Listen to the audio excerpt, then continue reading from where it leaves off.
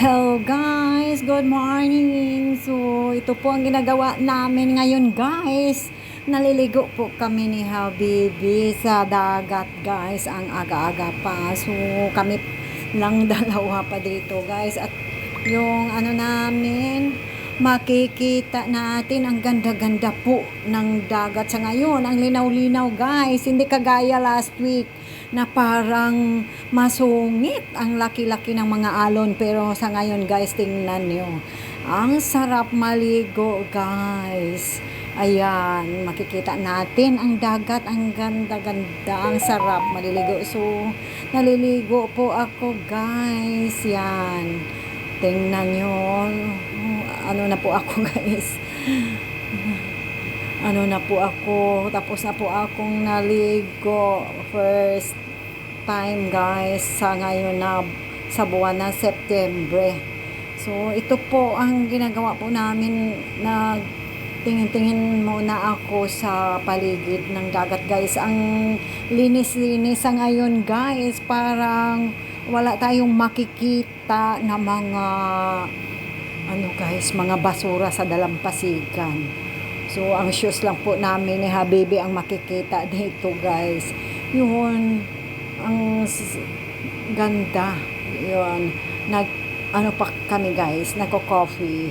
Kami dalawa ni Habibi. So, ayan, ang ganda-ganda ng clouds guys. Makikita natin.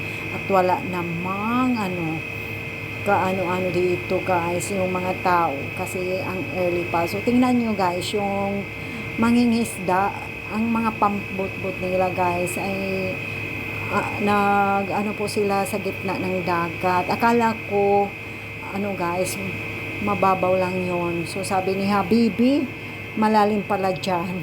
So nag-antay po siguro sila ng mga isda guys na makukuha po nila dyan. So tatlo pong pambot sila guys na sa gitna ng dagat, para daw may nag-antay po sila ng mga isda na makukuha po nila dyan. So ayan guys, ang sarap sa pagliligo po namin ngayon umaga na to. So ayan po ang ginagawa namin ni Habibi guys, kasi matagal na po kaming hindi nakapunta dito sa Cavite at sa sama ng panahon guys. So ito po ang panahon namin sa ngayon, ang ganda-ganda. So yan, siguro mamaya mas maganda pa at marami pang maliligo dito guys. Kasi ang ganda-ganda ng beach po dito guys. Pwede po kayo maliligo kahit hindi mag-cottage. Kami di Habibi guys, wala po kami nag-cottage. Nagdala lang po kami ng kape at nilagay po namin sa maliliit na thermos guys. At saka bumibili lang po kami ng makakain dito sa tindahan. Marami namang mga kakanin dito guys na mga tinda po nila doon. So bumibili lang po kami para sa aming makakain pagkatapos maliligo dito. So guys, ito lang po sa ngayon ang ginagawa po namin. At may mga may sailing boat po dito guys. Ang po yan, may-ari po daw Australian po guys, naglalakbay dito sa Surigao City.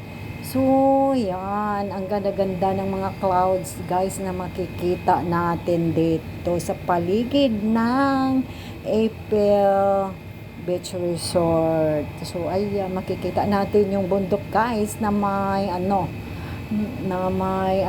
parang nag-landslide, nag-erode, pero hindi pala guys. Po nila guys, kinukuha po yung lupa para makuha ng ginto. So ayan guys, yan po ang kabuuan sa ginagawa po namin ngayon dito sa